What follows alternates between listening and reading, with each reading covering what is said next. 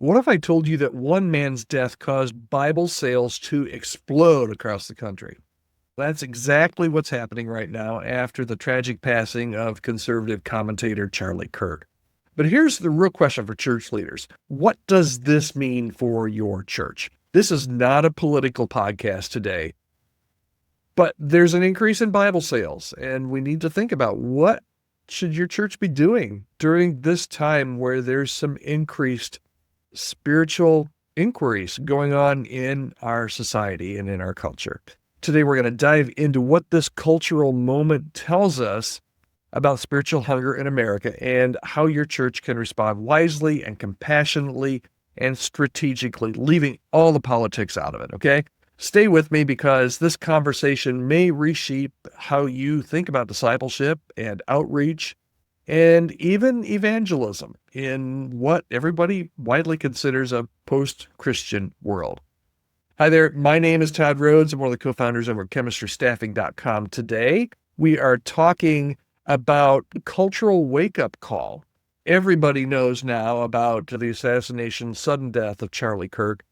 And since then, it's just been, a little over a month, I think, Christian publishers, all kinds of Christian publishers, are reporting what they're calling a massive spike in Bible sales. And the Bible's still already the number one selling book in the country most of the time.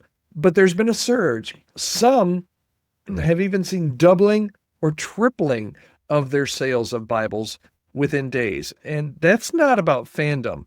It's about longing. People are searching for truth and hope and something eternal in a world that feels increasingly unstable, and they're doing it right now. So what's the takeaway for us?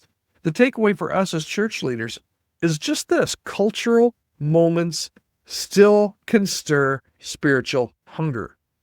Your church has to be ready to meet people where they are when those moments happen. And everybody, we are in one of those moments right now. I don't know how long this window will be open, but there's something going on.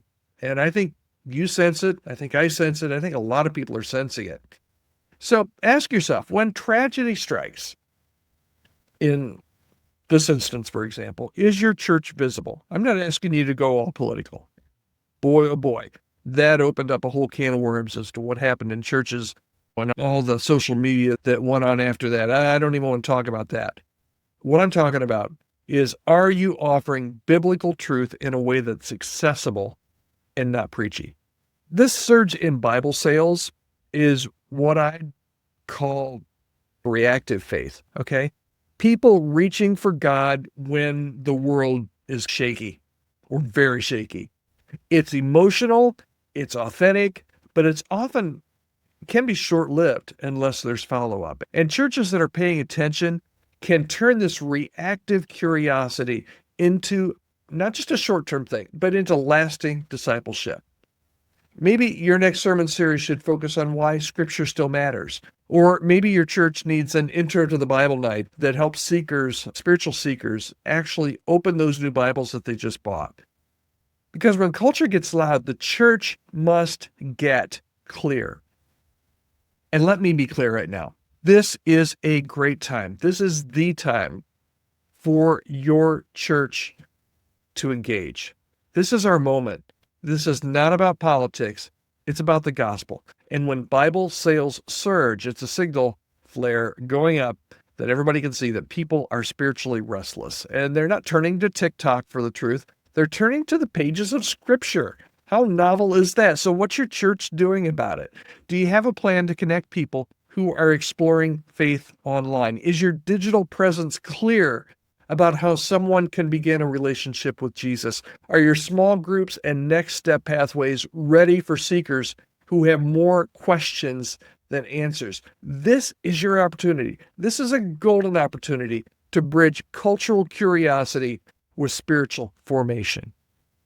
It's really a call to return to the Word. This moment calls us, church leaders, to recommit to Scripture ourselves. It's not just the seekers. It's all the people sitting in the pews, and it's us, the church leaders. If the world is reaching for the Bible, then we better make sure that we're living it and teaching it and embodying it. Don't assume that people know what the basics are. most of the reports that I've seen are people are buying Bibles that have never had a Bible before, believe it or not. Don't assume that people know the basics. Start with clarity, not complexity. Your community doesn't need more outrage or political talk. They need truth, and they need truth with compassion. So what does this Charlie Kirk Bible surge tell us? Deep down, America is still searching for God.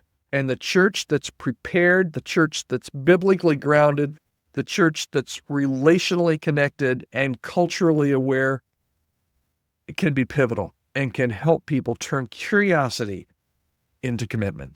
I hope this has been challenging for you today. If your church needs help creating a clear discipleship or engagement strategy, maybe your staff just needs to be healthy right now. Todd, how can we even do this when we're struggling?